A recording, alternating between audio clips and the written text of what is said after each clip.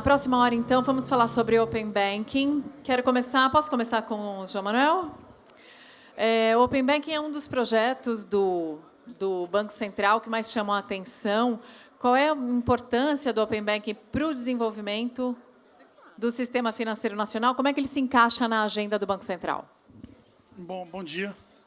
Muito obrigado pelo convite, é uma honra. Obrigado. Essa é uma grande iniciativa. O tema é dos mais importantes. Queria só contextualizar esse diálogo que nós temos hoje. Se nós formos lá na página do Banco Central do Brasil, a missão do Banco Central do Brasil é assegurar a estabilidade do poder de compra da moeda e um sistema financeiro sólido e eficiente. Se nós, há 10 anos, os diálogos, ou se olharmos ainda mais para trás, nossa energia era gasta em grande parte no primeiro tema, a estabilidade do poder de compra da moeda. E nós passamos muito tempo também, ainda passamos, mas menos do que antes, ainda bem, na garantia da solidez do sistema financeiro. A terceira perna, que é a eficiência do sistema financeiro, ela está sendo construída há muito tempo já, mas a quantidade de tinta e atenção e energia que é gasta nela hoje, em relação às duas outras pernas, digamos, a estabilidade do poder de compra da moeda e solidez do sistema financeiro, é incrivelmente maior hoje, o que mostra a maturidade da agenda. A sabatina a qual eu fui submetido, junto com o diretor Bruno Serra Fernandes e o presidente Roberto Campos Neto, 70% da sabatina foi sobre spread bancário. Não se falou de inflação, quase não se falou de inflação.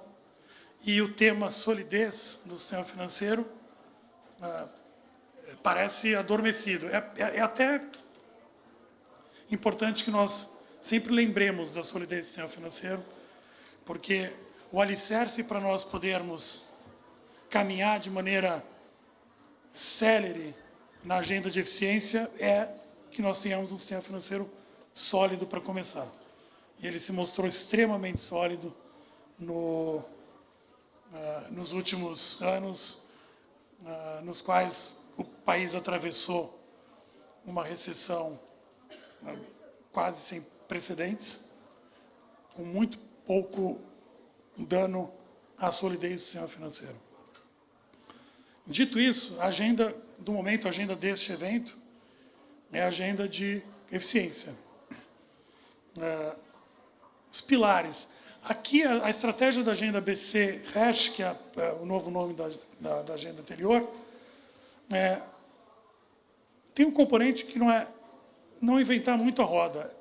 O que a gente tem que fazer, eu acho que é razoavelmente consensual. É difícil que você tenha um sistema, intermediação financeira de modo geral, eficiente, sem compartilhamento de informação entre devedores e credores e nivelamento de informações sobre devedores entre os credores. É difícil que haja, se nós olharmos a evidência internacional, é difícil que haja um sistema financeiro que funcione a contento, sem birôs de crédito, sem a penetração grande de birôs de crédito, com informação suficiente para ajudar na subscrição de crédito. Também é difícil que haja um sistema financeiro que funcione a contento sem que as garantias sejam executadas de maneira eficiente, barata e rápida. Por fim, e esses dois pilares conversam com o terceiro, é preciso haver competição para que, por exemplo, ganhos de eficiência que venham da melhoria na execução de garantias, ganhos de eficiência que venham do melhor compartilhamento, da melhor subscrição de crédito, da diminuição do risco na subscrição de crédito, sejam, de fato, apropriados pelos tomadores de crédito em última instância, e para isso é preciso concorrência. Agora, A relação entre esses três pilares ela é menos trivial do que parece, porque se há maior compartilhamento de informação, há mais competição também, porque mais gente tem acesso às informações sobre os devedores e, portanto, há um nivelamento nas condições concorrenciais.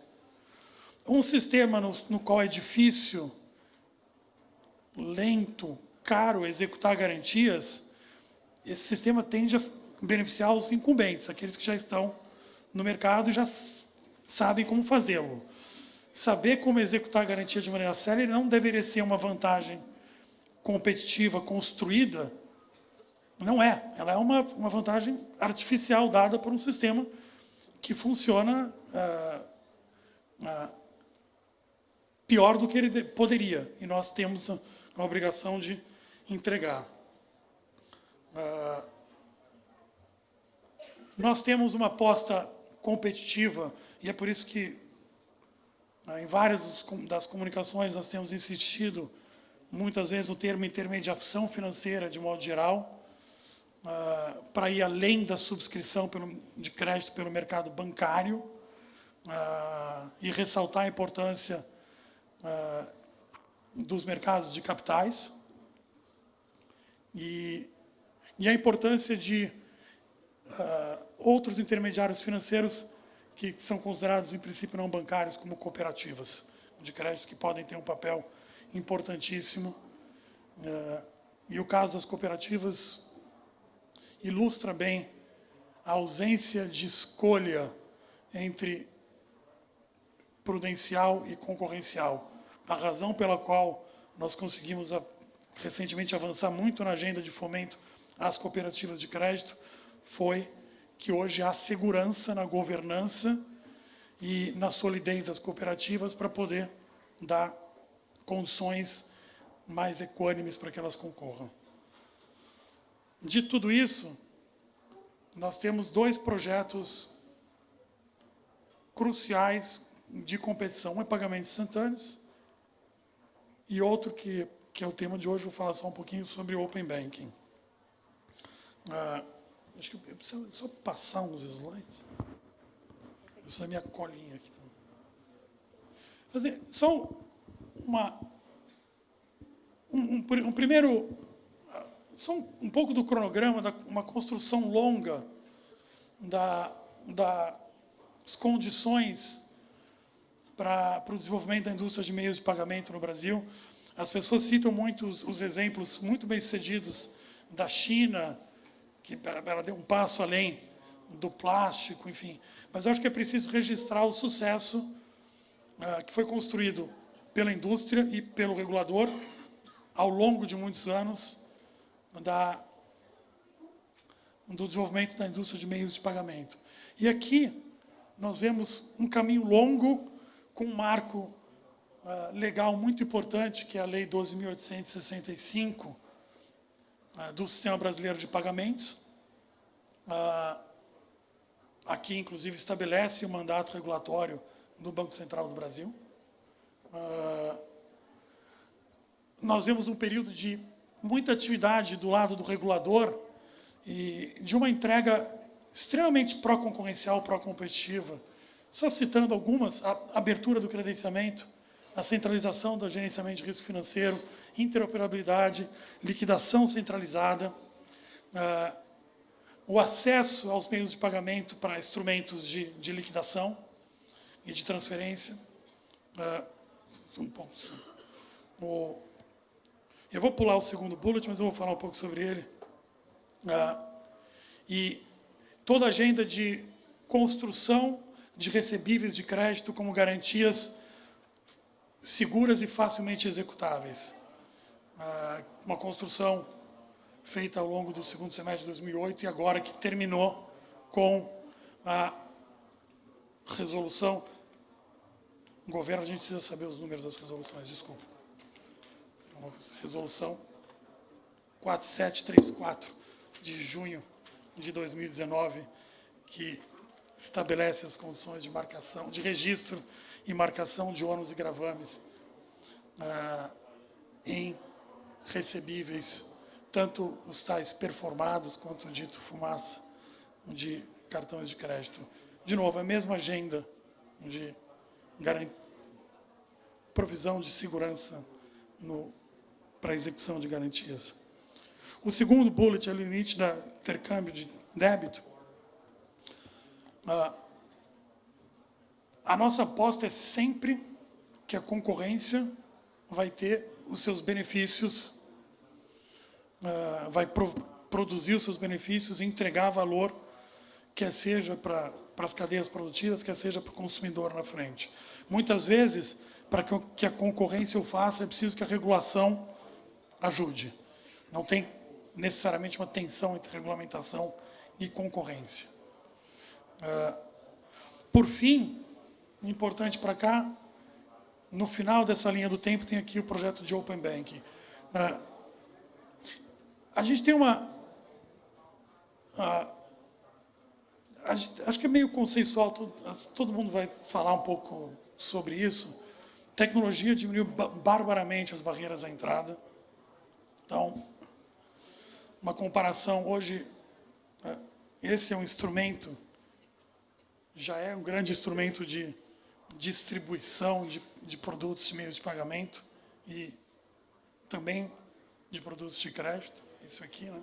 Contra, por exemplo, a agência física, os tais brick and mortar, né?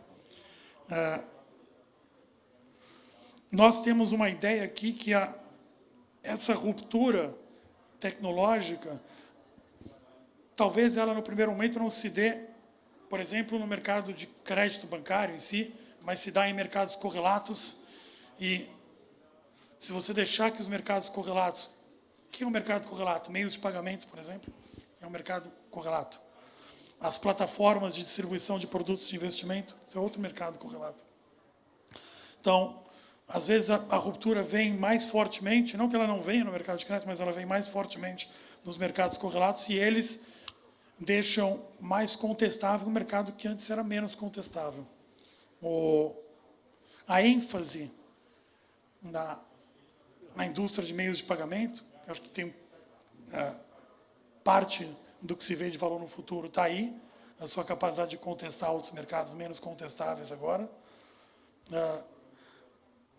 Eu recomendo muito a decisão que o Banco Central do Brasil tomou no ato de concentração Itaú XP.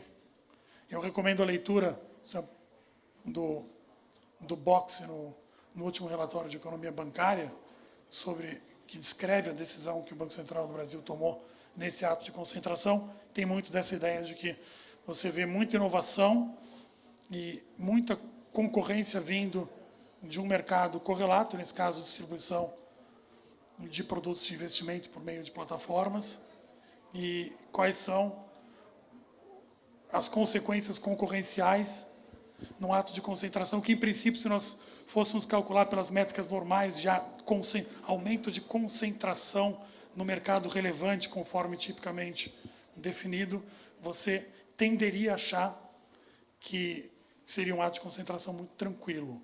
De que as passagens do Banco Central do Brasil autorizou o ato de concentração, mas eu recomendo a leitura da racionalidade dos remédios que foram impostos, primeiramente pelo CAD, depois pelo Banco Central do Brasil. Nossa visão é que o papel do regulador é fomentar essa inovação pró-competitiva. A minha visão já não posso falar, a visão é sempre, nunca mais minha, mas a visão é: a tecnologia resolverá quaisquer problemas competitivos que haja, por exemplo, que possa haver nos mercados de intermediação financeira.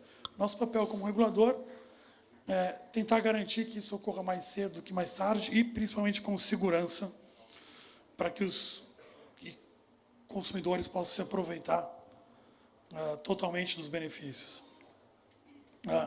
Também é papel do regulador garantir a solidez prudencial em todos os mercados nos quais ele tem mandato aqui. De novo, não há tensão entre prudencial e concorrencial. Se nós não tivermos um mercado financeiro sólido, em última instância, isso prejudicará a concorrência. A observação do que ocorreu desde a crise de 2008 para cá em vários mercados que sofreram mais fortemente com a crise, corrobora um pouco isso, que você acaba entregando o concorrencial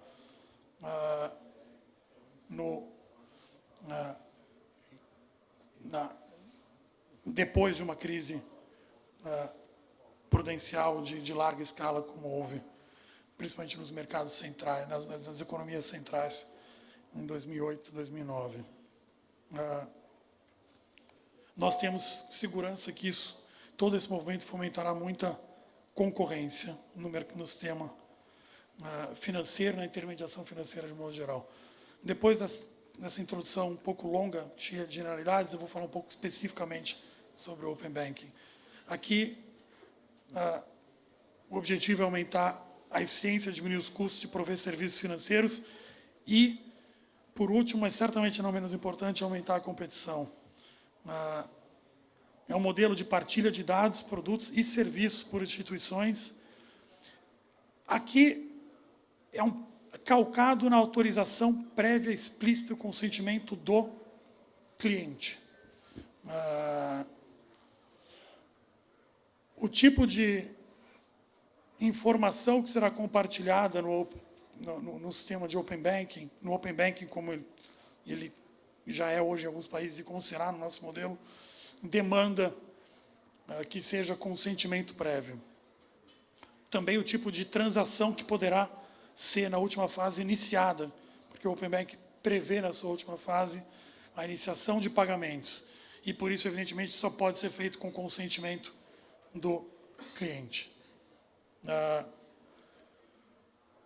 Aqui, nós estamos falando na integração de várias plataformas e infraestruturas de sistemas de informação, num modelo calcado em dois pilares. Um pilar de normatização, que será feito pelo Banco Central, e um pilar de autorregulação do mercado. A implantação do começo do compartilhamento de informação, e o primeiro pilar, a primeira fase de compartilhamento de informação a respeito das próprias instituições financeiras, o produto, o preço que elas cobram, o começo no segundo semestre de 2020.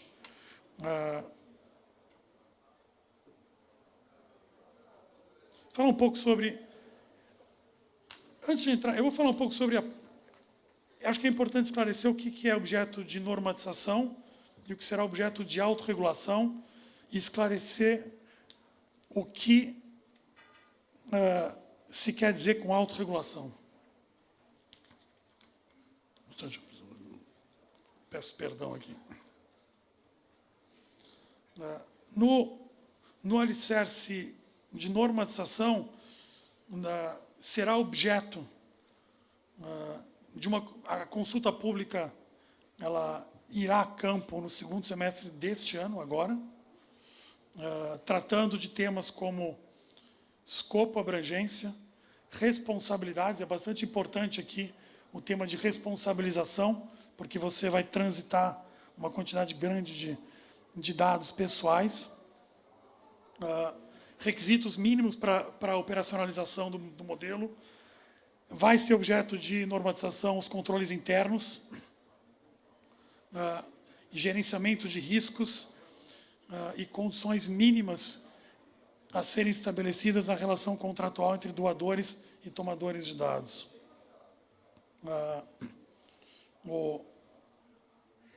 A autorregulação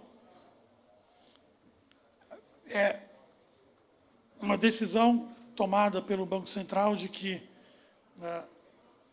principalmente para os padrões e certificados de segurança e os temas mais técnicos e tecnológicos, a indústria tem uma vantagem muito grande informacional em produzir esses protocolos.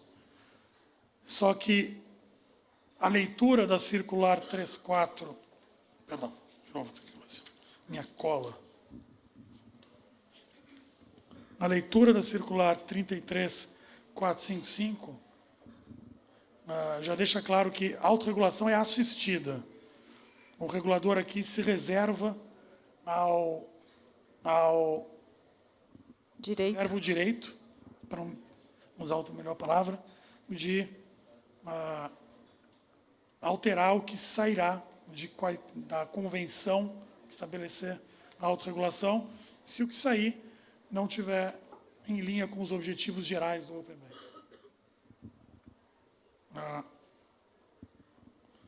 Só lembrando um pouco aqui, o objetivo final aqui é empoderar o consumidor com o compartilhamento de informações. Seu consentimento, um pressuposto para o Open Banking, acho que é um alicerce importante dele, é a Lei Geral de Proteção de Dados, que foi aprovada, que consagrou o princípio de que a propriedade do dado é do cliente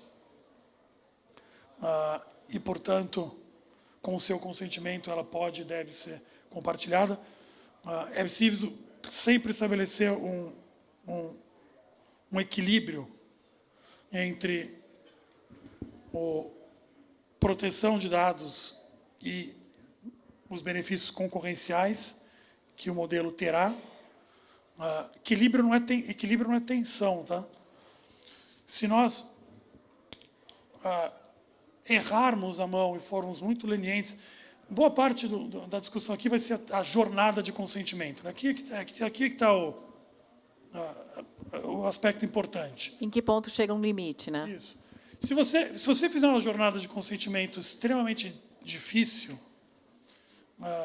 você mata o projeto para começar, porque a intenção é que a experiência do consumidor seja fácil, simples e agradável para ele poder dar o seu consentimento. Se ele precisar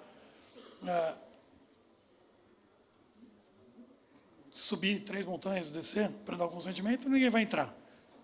Por outro lado, você não pode ser muito leniente aqui, sob o risco de deixar o sistema muito exposto a vazamento e, principalmente, a iniciação de pagamentos indevida, e aí matar a confiança no sistema para começar, porque o sistema também, o Open Banking só será um sucesso se as pessoas se sentirem seguras, confiarem nele e virem os benefícios de estarem no Open Banking. De novo, só a mensagem final, deixando novamente o sucesso de uma iniciativa como essa é diretamente ligado, consequência do engajamento das pessoas, elas confiarem, e para isso elas têm que confiar e enxergarem concretamente os benefícios. O nosso papel como regulador é garantir que as pessoas verão esses benefícios e o Open Banking trará todo o seu potencial competitivo. Obrigado. Obrigada, João Manuel. Se vocês tiverem dúvidas, questões, aplausos, por favor. Lembrando do slide e o evento Propague, para vocês colocarem as suas perguntas. Eu já estou recebendo algumas. Mas, Ana Carla, a gente se pergunta o seguinte, o Open Banking já aconteceu. Como é que é lá fora? Como é que está o Brasil em relação a outros países, como países da Europa, países da Ásia ou os Estados Unidos? Bom, eu acho que a ideia é justamente, primeiro, boa tarde a todos, né? Bom dia. Eu acho que a ideia aqui é justamente fazer uma apresentação muito complementar à do João. O João deu aqui já os primeiros passos nossos no Open Banking, e eu vou trazer um pouco, na verdade, andar uns passinhos para trás, para a gente, primeiro, qualificar o que é Open Banking, o que a gente está chamando de Open Banking, quais são os conceitos que estão por trás, e falar um pouco da experiência internacional, porque, de fato, tem alguns países que estão mais avançados do que nós nesse processo. Não muito, mas já estão lá.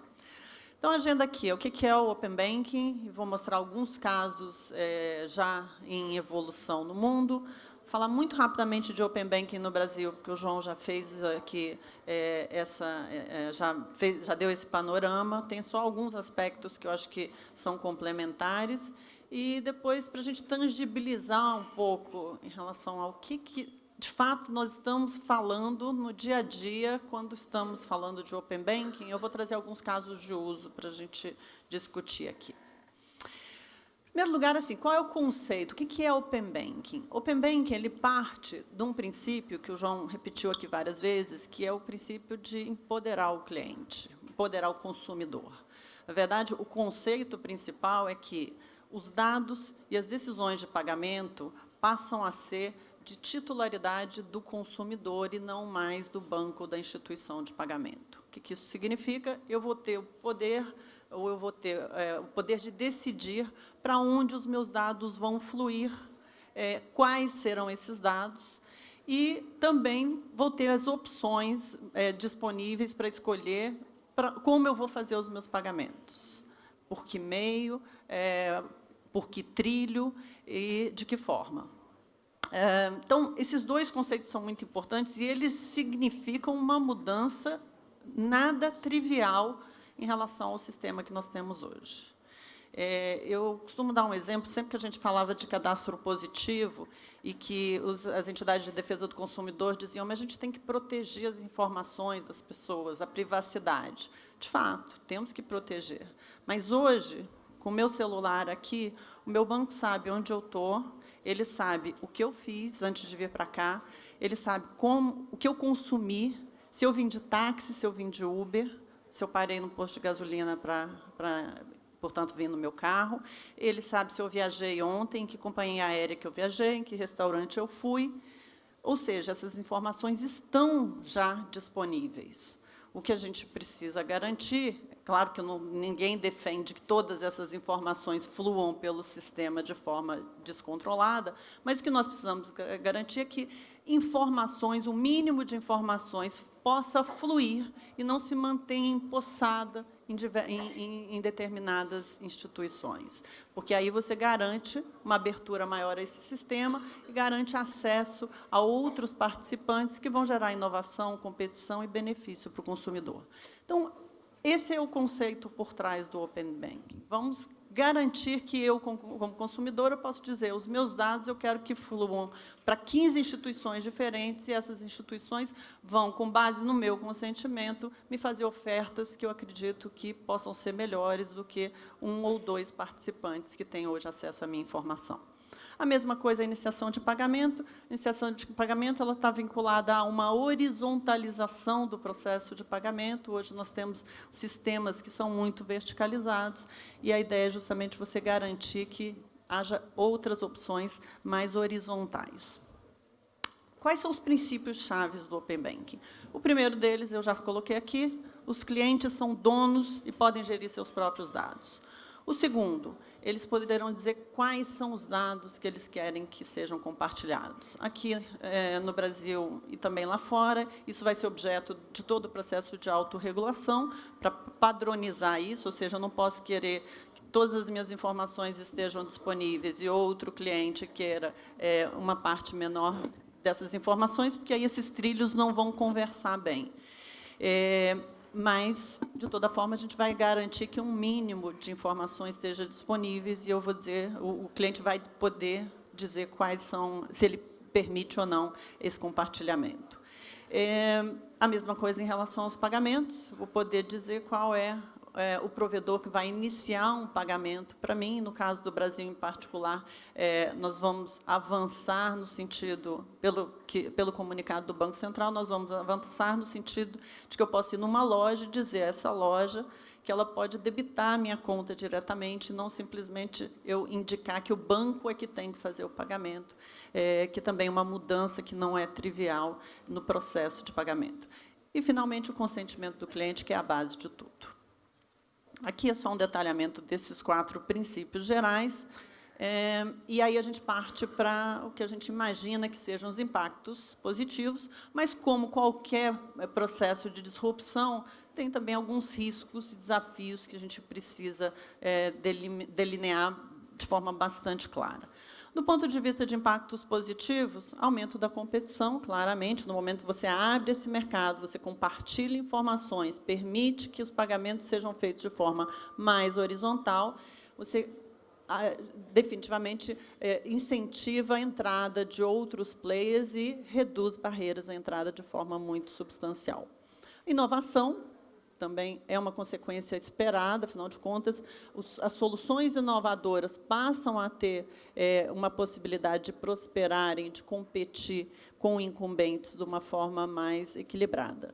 Ganhos operacionais, ou eficiência, que o João também colocou, é um objetivo declarado do Open Banking, é garantir que a inovação, a abertura do mercado gere um resultado mais eficiente do ponto de vista do sistema, com ganhos diretos para o consumidor.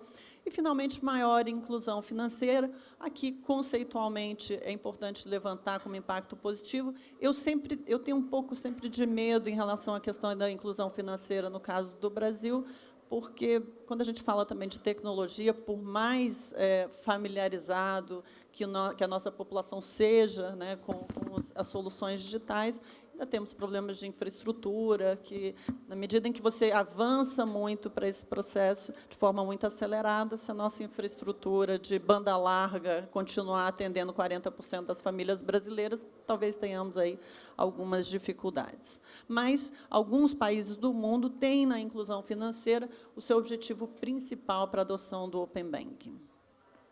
Os riscos ou desafios aparecem, o primeiro deles é bastante óbvio, é o aumento da exposição a riscos, ataques, fraudes e riscos cibernéticos de maneira geral. À medida que você abre o sistema, você aumenta o número de participantes, você aumenta consideravelmente o número de transações que vão ocorrer nesses trilhos.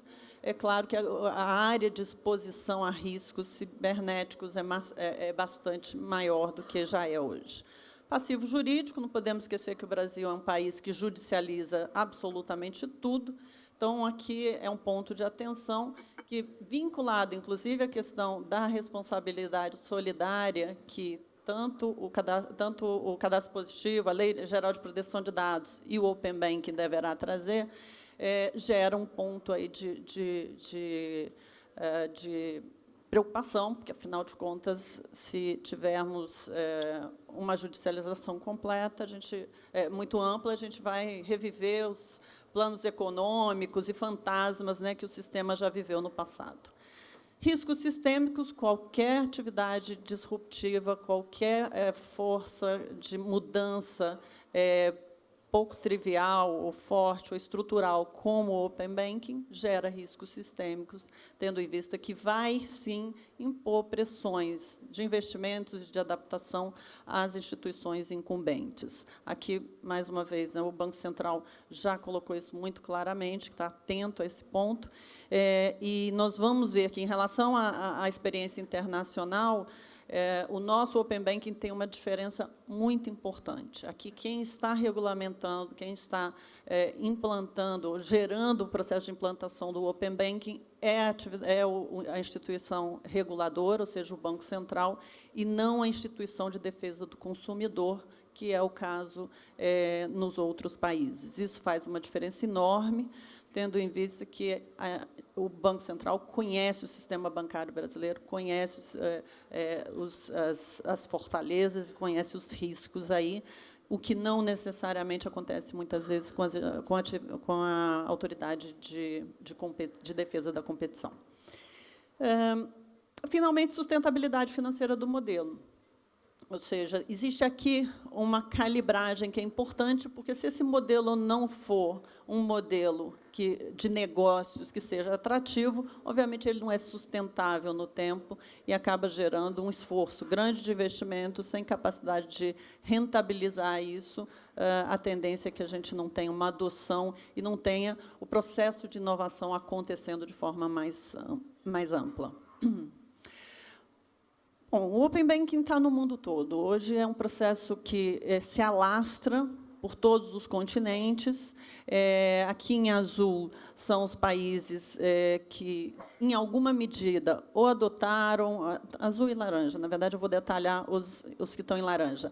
Mas todos esses países marcados no mapa, em alguma medida, adotaram ou levantaram questões relacionadas ao Open Banking.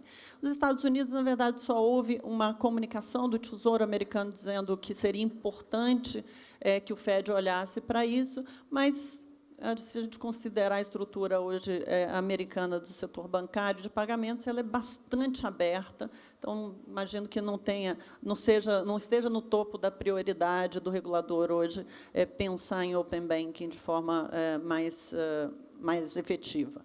Mas a gente vê aí a Ásia, Europa, a África, com a bandeira de inclusão financeira, e a América Latina, a gente tem o México, tem o Brasil, e outros países começam também a discutir esse tema. O Reino Unido foi o pioneiro nesse processo. E, em boa medida, o João pode me corrigir se eu estiver errado, em boa medida foi o modelo que inspirou o modelo brasileiro. Ele surgiu por um relatório da CMA, que é a entidade de defesa do consumidor, da competição no Reino Unido, que multou os bancos incumbentes em função de, após 2 ou 3 anos de investigação de práticas anticompetitivas. Essa multa gerou o fundo que hoje financia a implementação do Open Banking no Reino Unido, e é hoje o país que está mais avançado nesse processo.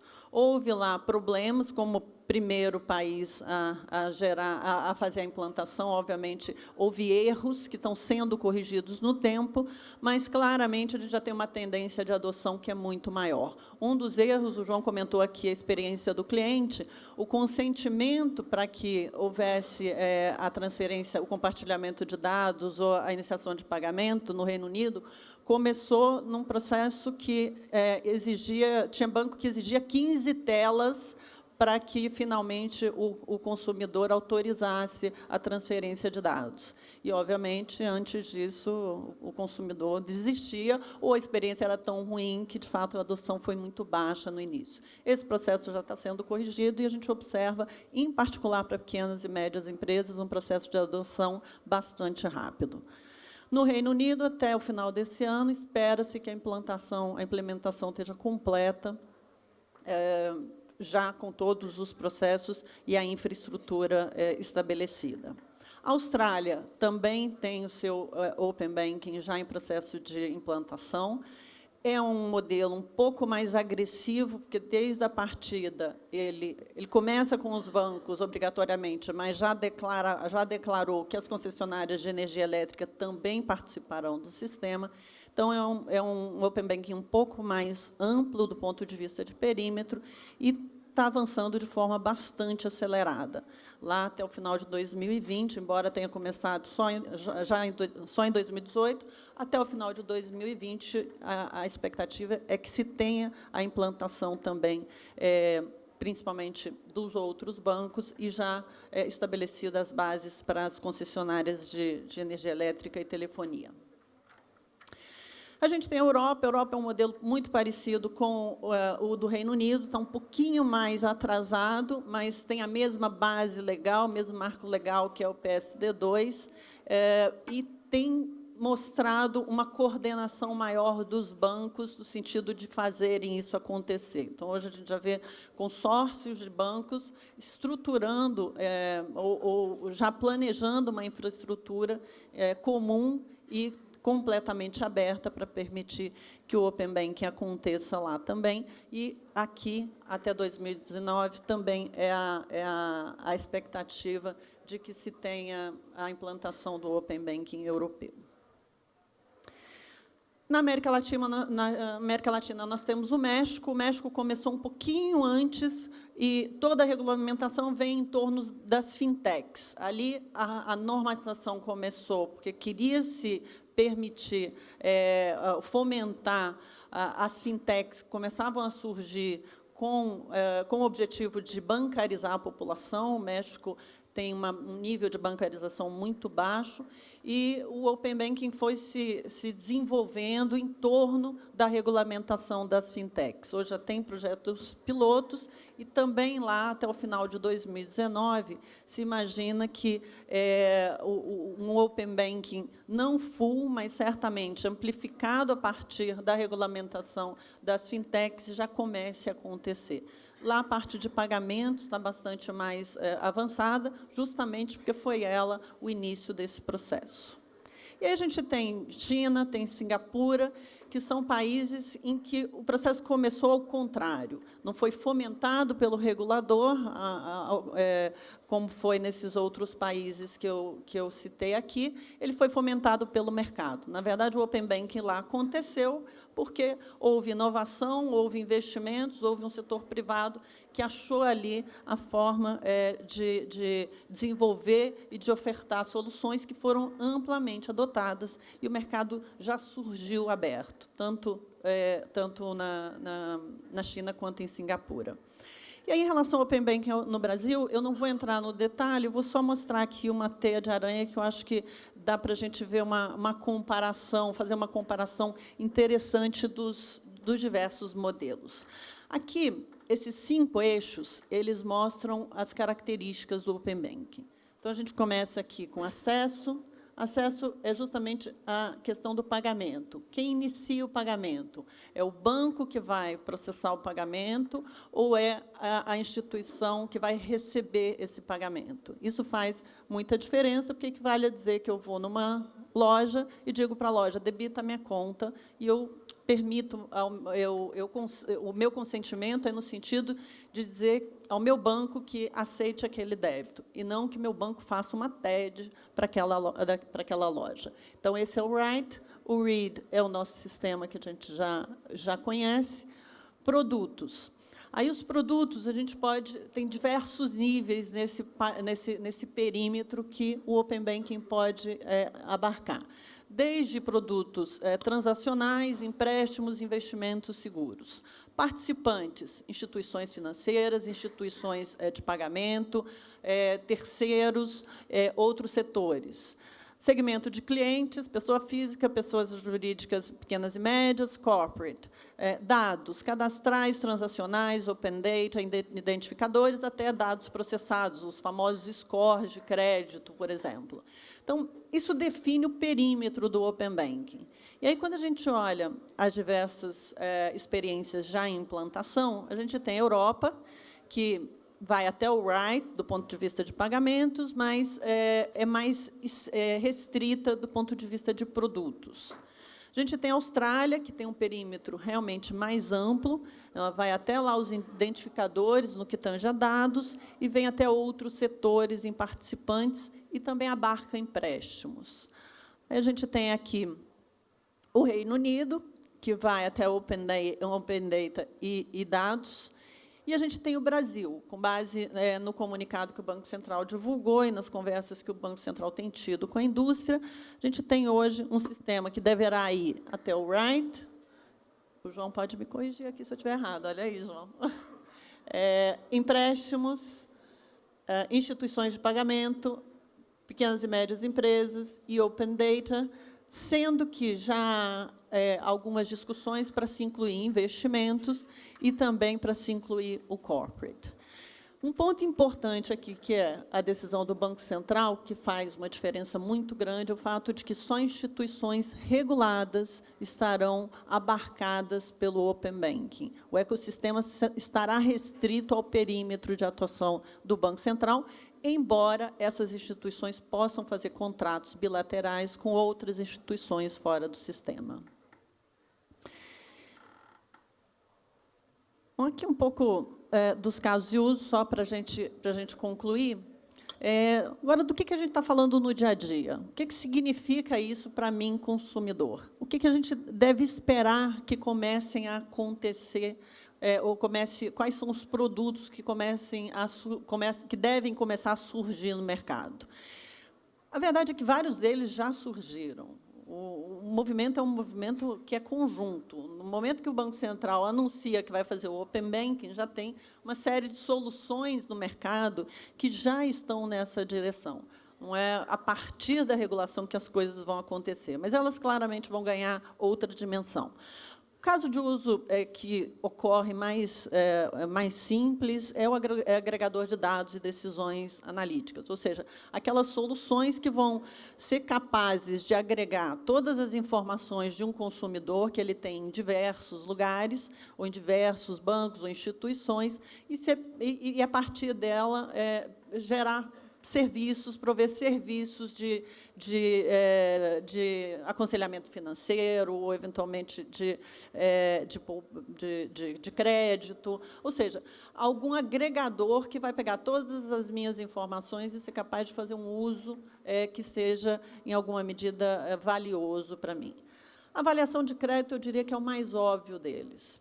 E talvez seja, até pela sabatina que, durante 70% do tempo, focou em spread bancário, talvez seja aqui onde a gente deposita, no Brasil, as maiores esperanças de ter um crédito mais barato, um crédito mais, volumes de crédito mais amplos, maiores, para que a gente consiga, de fato, aprofundar o mercado de crédito no Brasil.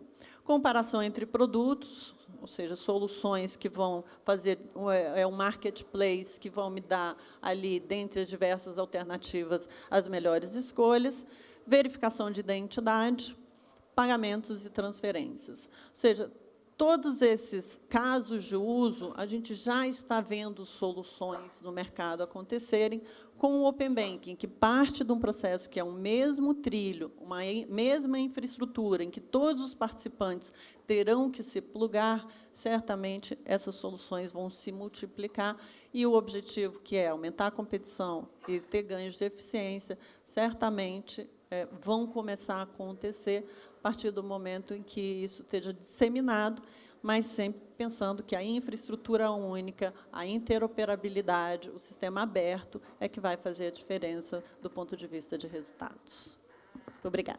Obrigada, Ana Carla.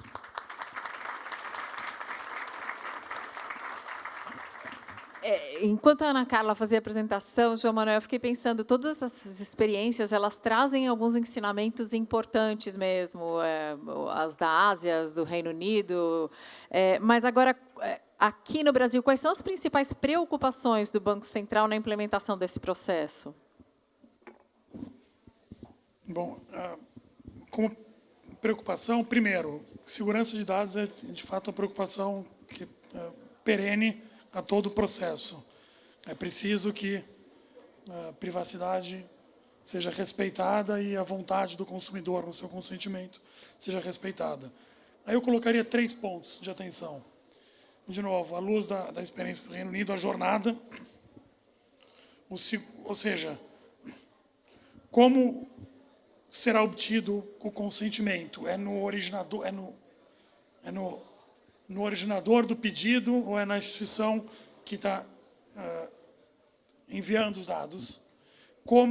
Quem origina, quem autentica o consentimento e qual é o tamanho da jornada? Esse é um ponto de atenção. 2, qual é a frequência de pedidos de dados que podem transitar?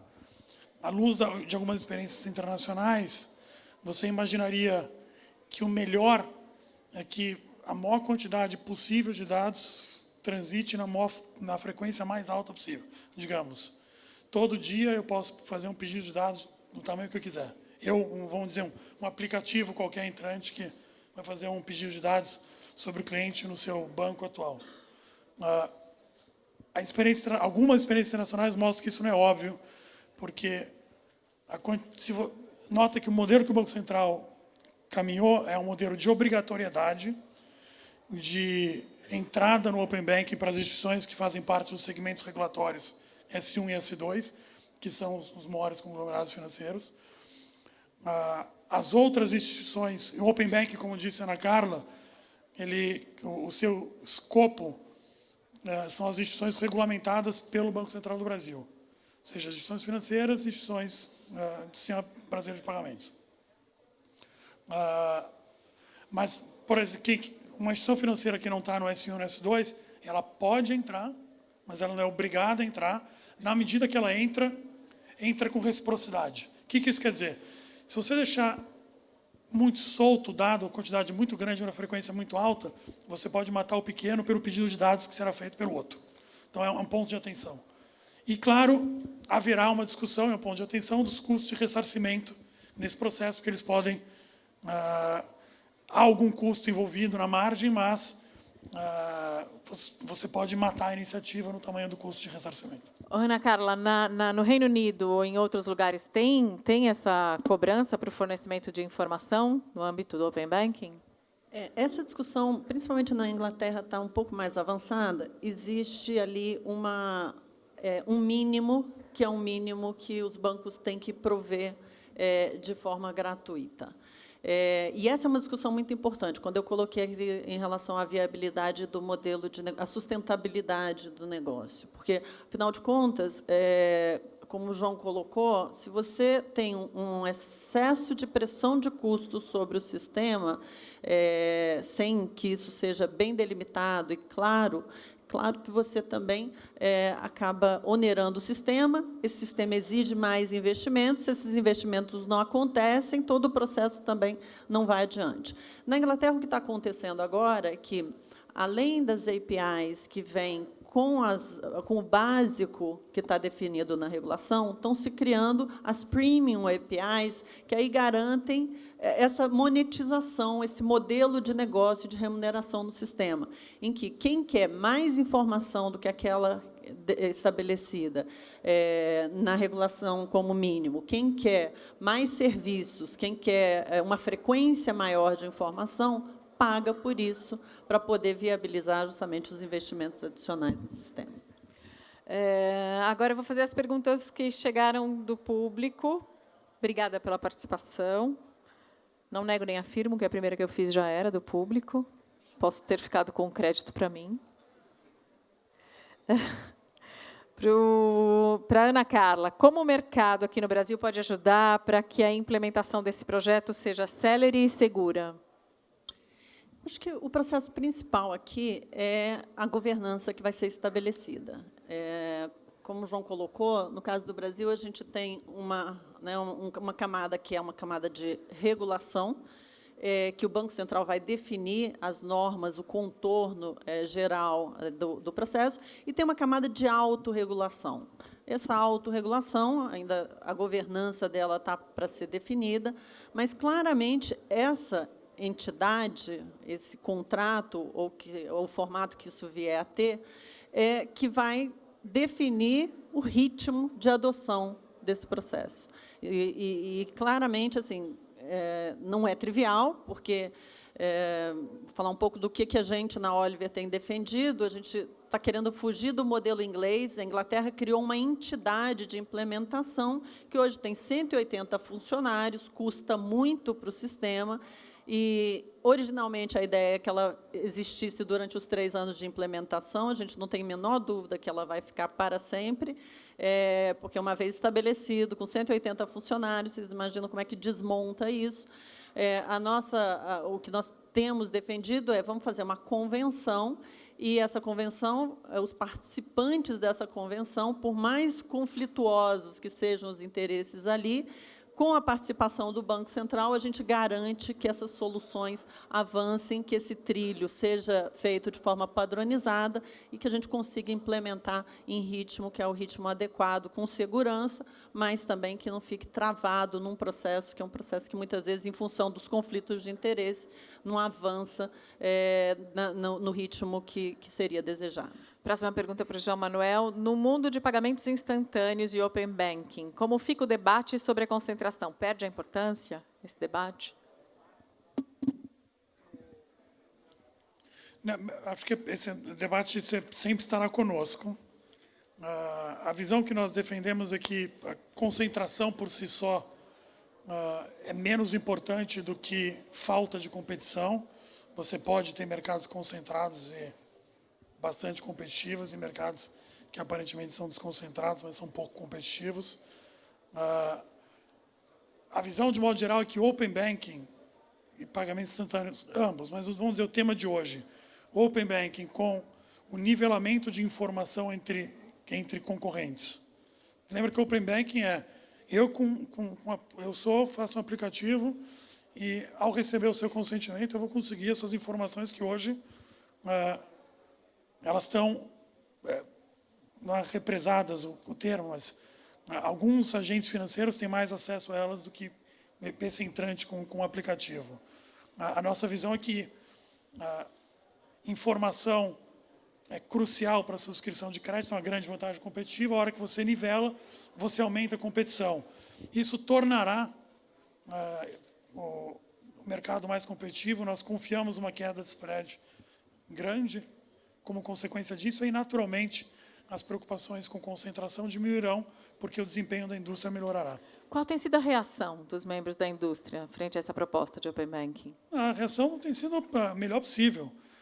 Como disse a Ana Carla, o grosso aqui é governança. A governança é estabelecida, em última instância, pelo regulador aqui. A autorregulação, que é algo que provavelmente é objeto de uma convenção, alguma governança desse tipo,